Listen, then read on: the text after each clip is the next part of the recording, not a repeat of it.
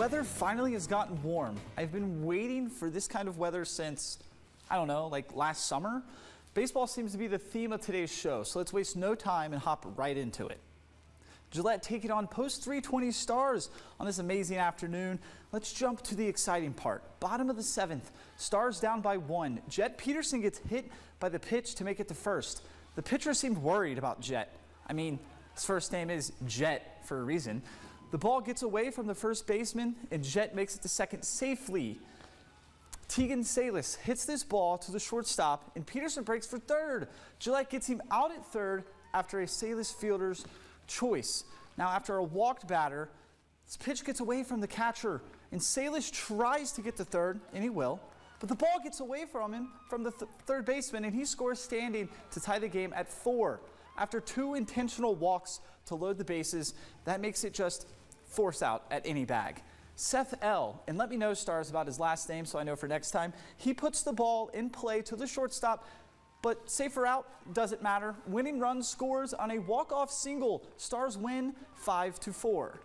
Some high school baseball scores today. Rapid City Stevens took care of business against Aberdeen, defeating them 12-1. Austin Flores started the game off with a single into left field. Mason Brooks then takes his pitch to the opposite field fence for a double, making it first and third Stevens. Flores scores on an error committed by the shortstop, and Stevens never really looked back from there. The Rapid City Central Cobblers also played a competitive game at Redfield. Just like Stevens, Cobblers got the party started in the first inning and never really looked back either. Cobblers took the game 9-5.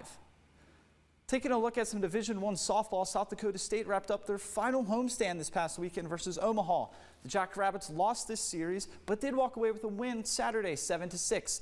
Looking at the Jackrabbits conference standings as of now, they are in third place with 1 series to go against North Dakota. As you can see, that's right below them in the standings. An important thing about the standings is St. Thomas is ineligible to compete in the Summit League tournament since they transitioned from Division III to Division II. All of the teams outside of St. Thomas are going to the tournament. Omaha is projected to win the tournament earlier in the year, but you never know. Once teams get in, you never know what can happen. The Summit League play starts on May 7th. Joe Ryan on the mound for the Angels today, and what a day he had. But the Twins once again get things started early with Ty France hitting the sacrifice fly to score a run. Joe Ryan taking care of business here in the second, striking out the side. 1 and 2 and 3. He was rolling early in this one. Fast forward to the 6th, Ty France again drives in another run with this RBI double. Carlos Correa is on the base paths, and he would score easily.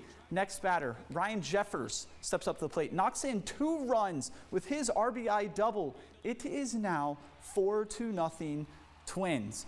Might seem like Ryan was dominating today, which he was, don't get me wrong, but he did let his defense play a little bit. Look at this play from Harrison Bader. What a catch! Full extension to save an extra base hit.